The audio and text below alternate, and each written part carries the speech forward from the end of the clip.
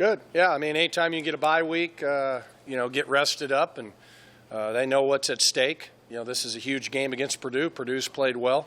We get to play at home, 3 of our next 4 at home. But they understand that we're close, and we got to be able to finish games. And, we just have to continue to put our guys in competitive situations and those plays that matter. So when it comes in the game, that we're able to get over the top.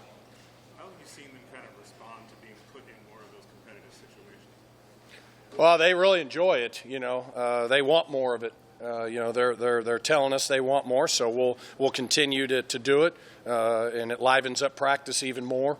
But we got to have competitors, and I think we have competitors. It's just a matter of continually to put those guys in whatever the situations that come up within a football game, so we're able to. We have that opportunity to get it done.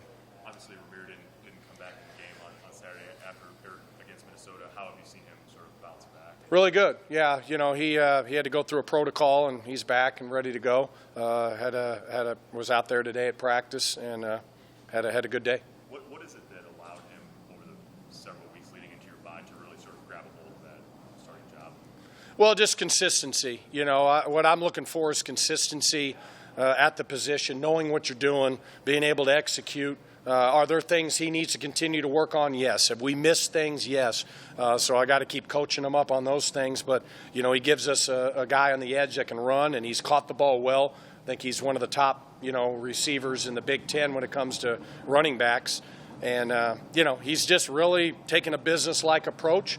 Now I got to continue to get Yant, Savion, Stepp, and those guys, consistent.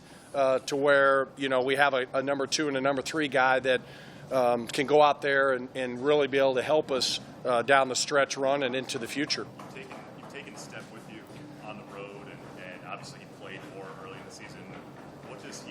Is it a health conversation, or what does he need to do to? Just consistency in practice, and, the other guys have done a really good job. It's not necessarily anything he's done. They just have done some things maybe a little bit better at times, but he's really been a great teammate.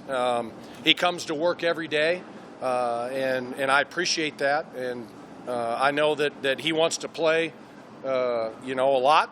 And, he's going to continue to keep getting better, and we're coaching the heck out of him to continue to get better. What kind of learning experiences have the last 2 games been for Yant?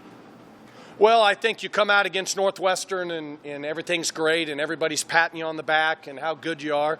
And then you kind of get brought back down to earth a little bit.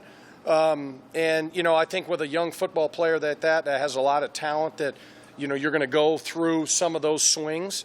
And I think at the end of the day, until you go through those swings and experience the highs and the lows, you don't know how to react. And he's been able to see the good. He's seen inconsistencies. But he's obviously a talented player, and he's got a bright future here. We just have to continue to keep putting him in situations where he's going to be able to execute plays that can help us. But he's had a good attitude. He always has a smile on his face. But I'm going to keep pushing him because he's talented and he can give us a lot in this program. Is it the assignment awareness? Is that what you're looking for most from him? Well, I think everybody has assignment awareness, that we have to always continue to work on. It's just being able to go out there and see the call, line up, have the footwork, see where the cut might go, and revert back to your training. We talk about it all the time. Like one time in the game, he switched the ball right away, in traffic. We can't switch the ball. He knows that. So he wants to make a play so bad. Sometimes you try to do too much and just let the game come to you. And that's just more and more with practice. But obviously he's a guy that can really run, and he's getting better. He's getting better in his pass pro. He's getting better catching the ball. It's exciting what I see.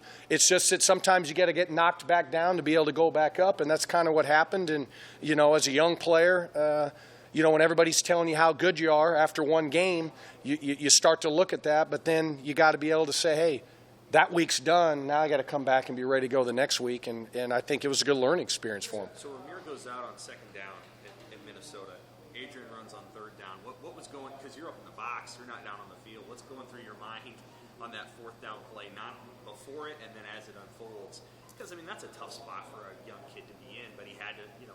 Well, I mean, you know, listen, Yant wanted to make a play so bad there and score. You know, it was an unfortunate deal. And you know what? I love the kid, and I'll ride him every time right there. 99 out of 100, he makes it. You know, that one play he didn't. And it's one of those things that we all are, you know, like, oh, you know, but it is what it is, you know. But I have the utmost faith in Yant that he's going to make that play every time. We'll put him in again in that situation if it presents itself in the rotation and everything. So, yeah, I didn't have any doubt that he wasn't going to make it. It's just one of those things that happen in the game of football that, you know, just happened. With Savion and maybe overall, I mean, Ramirez caught the ball really well.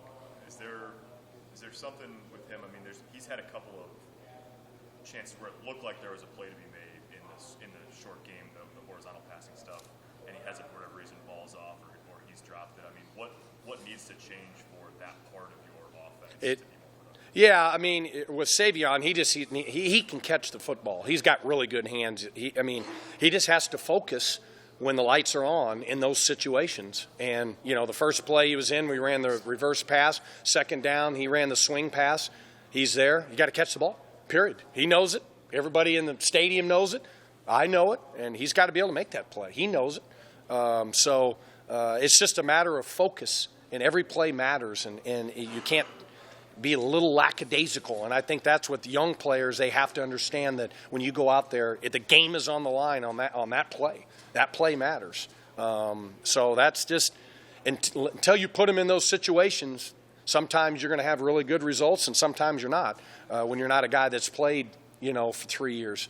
And those are some of the growing pains with young backs. Some of the younger guys you're going to go through. It's just a matter of keep repping it in practice. He works extra on his own when he's not in a certain drill. He works those swing passes.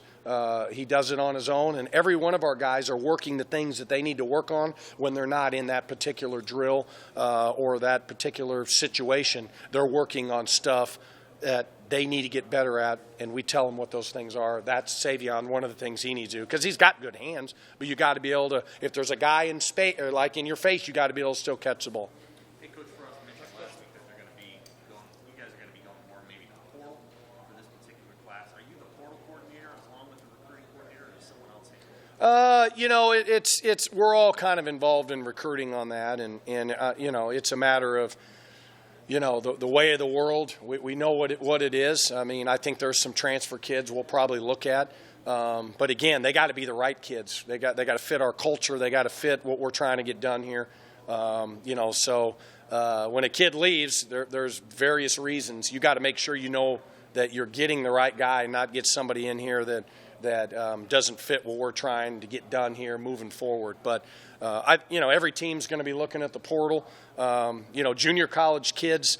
You know, there's probably some opportunities there as well. But again, you got to get the right kids. We got to do a really good job of making sure we find the right guys that fit us. We've done a good job on some areas, and some areas we haven't.